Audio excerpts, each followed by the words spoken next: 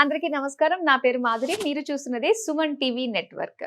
చాలా మంది పిల్లలకి ఈ రోజుల్లో చిన్న పిల్లల దగ్గర నుంచే కంటి చూపు సమస్య చాలా ఎక్కువ కనిపిస్తూ ఉంది గదండీ. కంటి చూపు, రేచీకటి, దాంతో పాటు నరుడు దృష్టికి నల్లరాతి కూడా పగిలిపోతుంది అంటూ ఉంటారు. మరి ఈ దృష్టి దోషాలు వీటి నుంచి కూడా బయటపడాలి అంటే ఒక మంత్రం ఉందంట. మరి ఆ మంత్రం గురించి మనకు తెలియజేయడానికి మనతో పాటు ఉన్నారు ప్రముఖ జ్యోతిష పండితులు బ్రహ్మశ్రీ నందివట్ల శ్రీహరి శర్మ గురువు గారు. నమస్కారం గురువుగారు. వాగర్థావివ సంపృక్తౌ వాగర్థ ప్రతిపత్తయే జగతః పితరౌ వందే పార్వతీ పరమేశ్వరౌ. ఆదిత్యాయ చ సోమాయ మంగళాయ బుధాయ చ గురు శుక్ర శనిభ్యశ్చ రాహవే కేతవే నమః. శృంగేరి జగద్గురు పీఠాధిపతులకి కంచిపీఠాధిపతులకి నమస్కారములు తెలియజేసుకుంటూ కార్యక్రమాన్ని ప్రారంభిద్దాం. గురువుగారు, ప్రతి ఒక్కరికి కామన్ ప్రాబ్లం ఏంటంటే కంటి చూపు సమస్య అండి. ఇది చిన్న పిల్లల దగ్గర నుంచి చూస్తూ వస్తున్నాము. దీని నుంచి మనం బయటపడడానికి మంత్రం ఉంటుందంటారా? కంటి చూపుతో పాటు మనకి రేచీకటి, అలానే నరదృష్టి, దీని నుంచి కూడా మనం తప్పించుకోగలిగే మంత్రం గురించి తెలుసుకోవాలనుకుంటున్నామండి. తప్పకుండానమ్మా. ఇప్పుడు మీరు అడిగినటువంటిది విధానం చూస్తే చాలామందికి అతిశయోక్తిగా అనిపిస్తుంది. కానీ ఎక్కడైనా కానీ వీక్షించేటువంటి ప్రేక్షకులు కూడా గమనించాల్సినటువంటి అంశం ఏంటంటే ప్రతి సమస్యకి రెండు రకాల పరిష్కారాలు ఉంటాయి.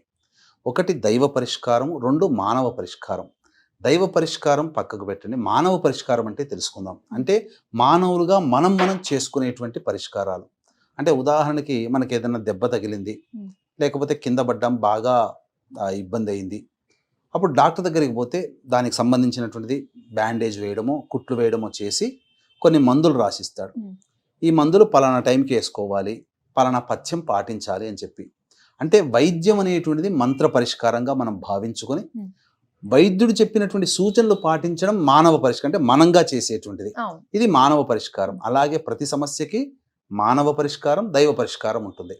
కాబట్టి మానవ పరిష్కారంలో భాగంగా మనమందరం కూడా మన సమస్యలకి ఎటువంటి పరిహారాలు చేసుకోవాలి అనేటువంటిది శాస్త్రం ద్వారా తెలుసుకొని మనకి మనం చేసుకోగలిగే పరిహారాలు చేయాలి.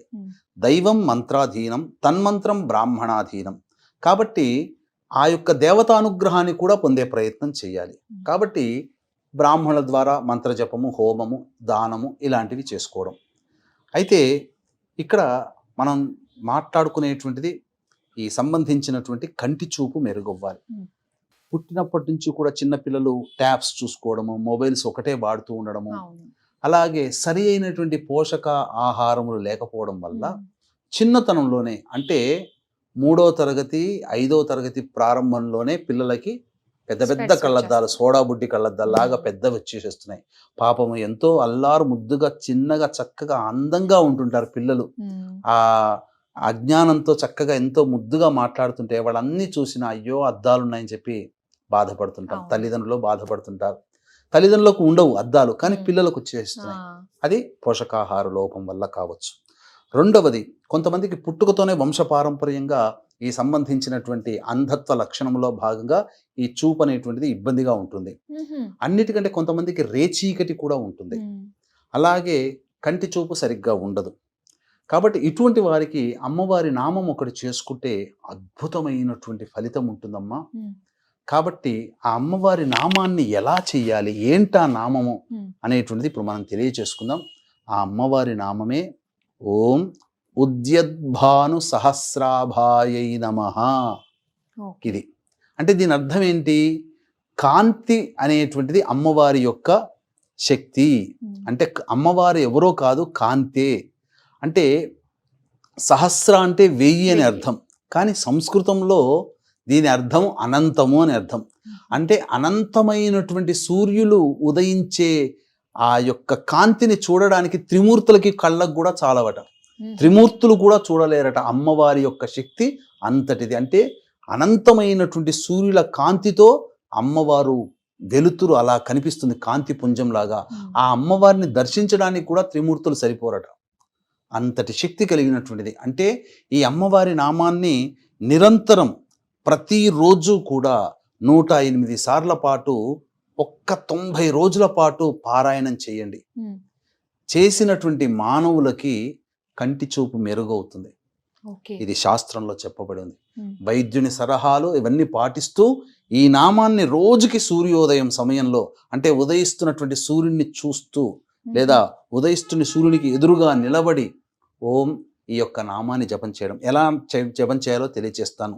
రేచీకటిలో ఉన్నటువంటి వాళ్ళు, ఈ రేచీకటి కలిగినటువంటి వాళ్ళకి ఉదయము సాయంకాల సమయంలో, అంటే సూర్యోదయం ఉషస్సు, సూర్యాస్తమయం సంధ్యా సమయంలో, ఈ 2 కాలాల్లో రోజుకి 108 సార్లు పాటు 1 సంవత్సరం పాటు గనక జపం చేస్తే వాళ్ళకి రేచీకటి అనేది తొలగిపోతుంది. కాబట్టి అందులో ఏమాత్రం సందేహం లేదు. ఇక దిష్టి దోషము తెలియచేసుకుందాం.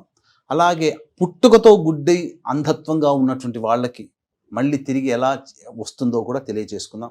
వీక్షించేటువంటి ప్రేక్షకులకి గమనిక, మీరు మీ యొక్క జాతకరీత్యా సమస్యలు ఎదురైనప్పుడు దగ్గరలోని పండితులకి జాతకాన్ని చూపించినప్పుడు ఎటువంటి పూజలు హోమాలు చేయమని చెబుతారో అటువంటి పూజలు అన్నీ కూడా, అనగా మీ జాతకరీత్యా విద్య, వివాహ, ఉద్యోగ, దాంపత్య, సంతాన, అనారోగ్య సమస్యలు, శనిదోష నివారణ కార్యక్రమాలు అనేటువంటివి ప్రతి నెల ఒక్కొక్క క్షేత్రంలో చేయించడం జరుగుతుంది.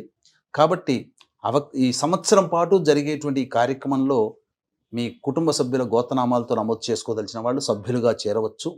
ఈ కార్యక్రమంలో మీ యొక్క కుటుంబం అంతా ఆరోగ్యంగా రక్షింపబడాలి అని అంటే మృత్యుంజయ హోమం కూడా చాలా చక్కగా ప్రతి నెల చేయించడం జరుగుతుంది. వీటి వీడియోలు మీకు పంపించడం జరుగుతుంది.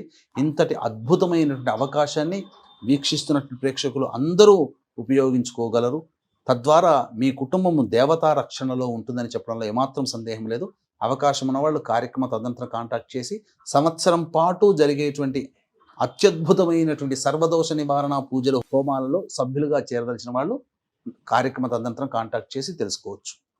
ఇక ముఖ్యంగానమ్మా మనకు చెప్పబడినటువంటిది దిష్టి దోషము.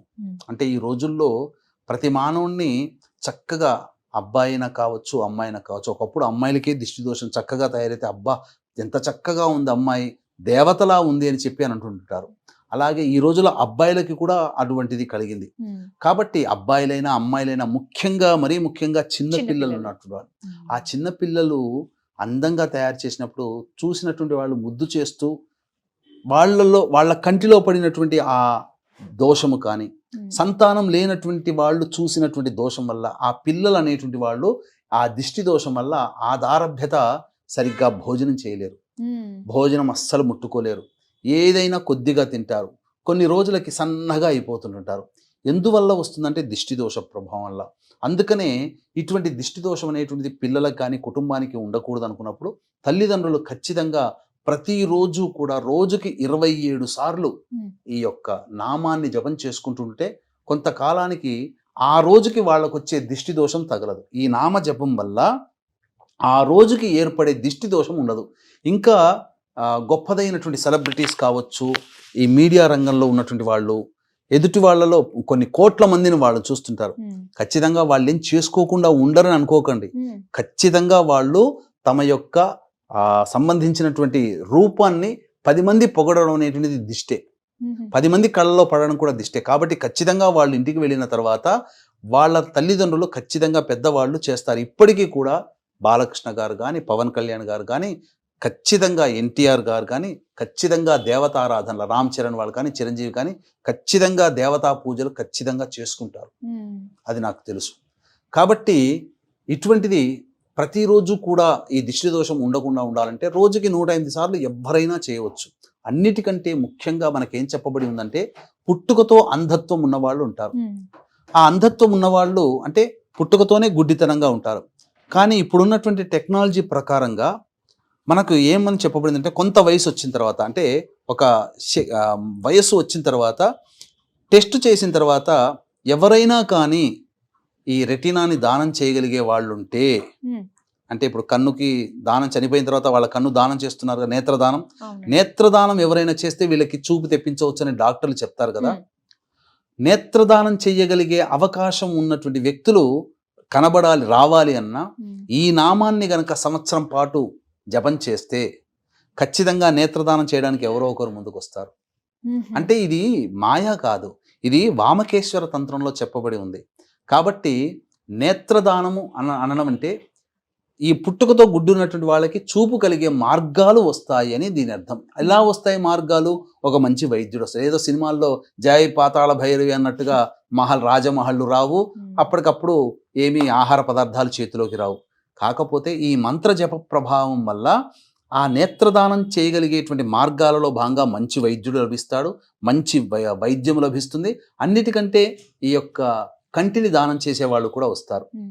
తత్ఫలితముగా వాళ్ళకి మళ్ళీ తిరిగి చూపు వస్తుంది. కాబట్టి ఎలా జపం చేయాలి అని అంటే, అమ్మవారి నామాలకు ఎప్పుడూ కూడా ఓం ఐం హ్రీం శ్రీం ఈ యొక్క నామాన్ని కాబట్టి ఓం ఐం హ్రీం శ్రీం ఉద్యద్భాను సహస్రాభాయై నమః అనే నామాన్ని ఈ విధంగా జపం చేసుకుంటే తప్పకుండా ఇప్పుడు చెప్పబడినటువంటి ఫలితాలన్నీ కూడా పొందుతారు. అలాగే ముఖ్యంగా దిష్టి దోషం తొలగిపోతుంది. సంతోషపడాలి అందరూ కూడా. చాలా సంతోషం గురుగారు. దృష్టి దోషాలు, దిష్టి దోషాల గురించి చాలా సవివరంగా మాకు తెలియజేసినందుకు ధన్యవాదాలు. సర్వం శ్రీ ఉమామహేశ్వర పరబ్రహ్మార్పణమస్తు.